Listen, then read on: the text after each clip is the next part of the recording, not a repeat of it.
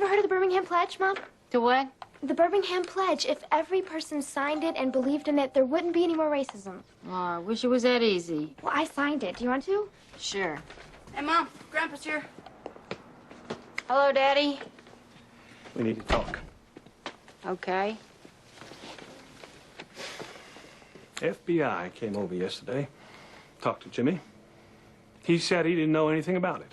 Well, I'm glad that's taken care of. This morning, Renee served him papers. You know she's suing him? You know he threatened her and Sarah? Where do you get these crazy ideas? Crazy. Davis found these on the internet. The first one is a hit list with Renee and Sarah's names, addresses, and telephone numbers. The rest of them are just, you know, your everyday run-of-the-mill hate sites like Did You Patrol or GodHatesHomos.com or my own personal favorite, the Nigger Joke Center. Trust me, none of those are funny. The organization that puts all this out is called New Patriotism, and your brother's name is on every one of them. You've hated him ever since you were a little girl. And you have been making excuses for him your whole life. You stand there and you tell me that it is okay for him to be a racist. I want to hear you say that. I can't change the way my brother thinks. And I don't condone it either. He knows that. But he's my brother. And that'll never change. This is what the man staying at your house believes, Daddy. And this is what your 13-year-old grandson was reading at breakfast. You need to think long and hard about this family and how you fit into it. You understand me, Mary Elizabeth?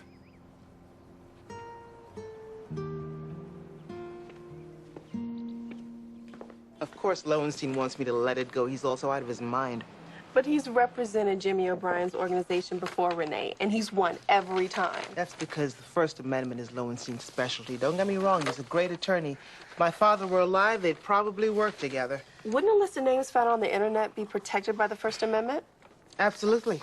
But that isn't what I'm going to be arguing.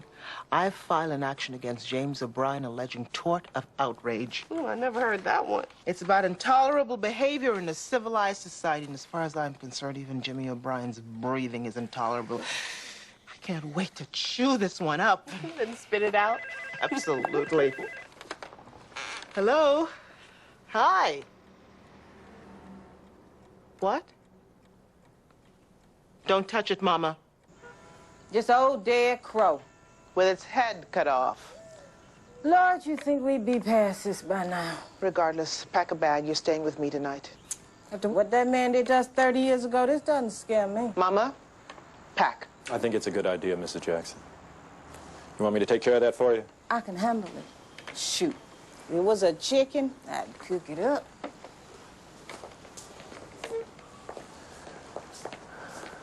What did O'Brien do 30 years ago?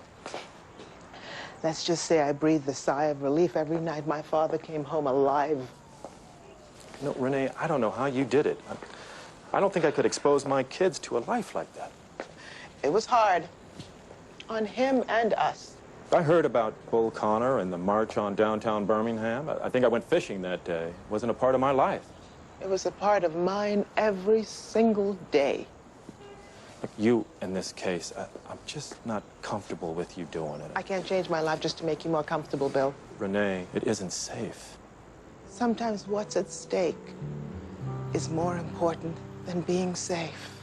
It's ironic that Willie Talbot is willing to put his life on the line, because he's also willing to put his life on the line again as a Birmingham policeman.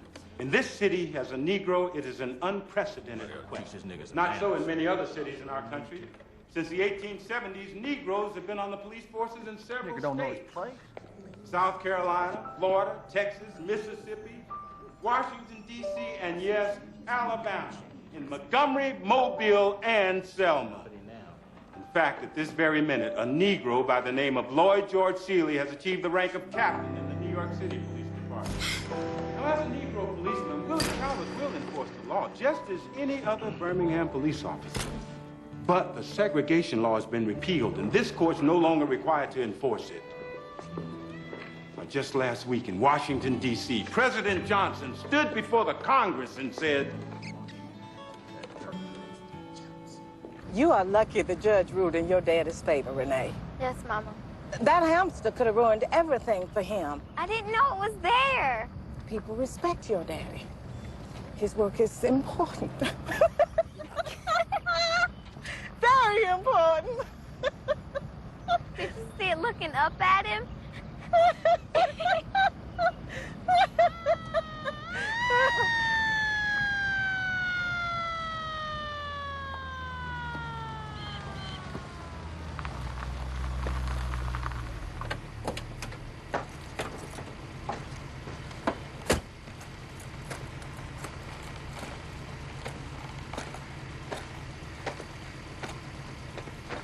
Well, well, well. If it isn't Mrs. James Jackson and child.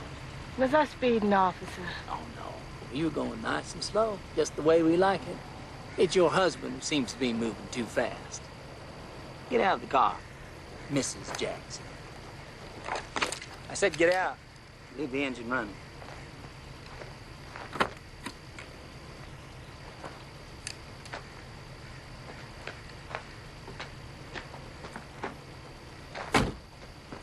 Yeah, Lordy, Lord, Lord. Look at that. A running car with no driver. You, scoot on over here behind the wheel.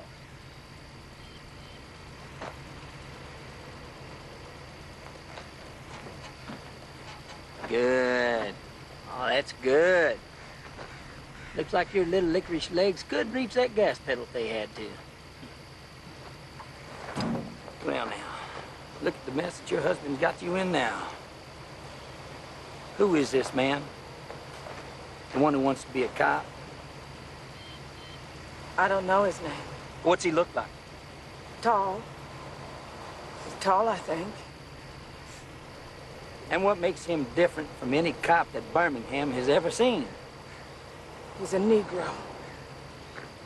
You got the first letter right. Now try it again. I'd really hate for this gun to accidentally go off. Mama. What is he? He's a nigger. Just like you, right? Then say it. I said say it. Just say it, Mama, please.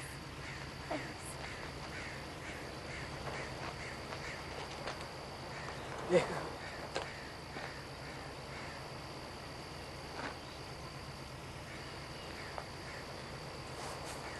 I'm a nigger.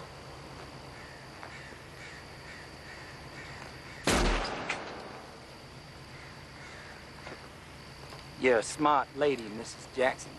Now go home and make your husband smart, too.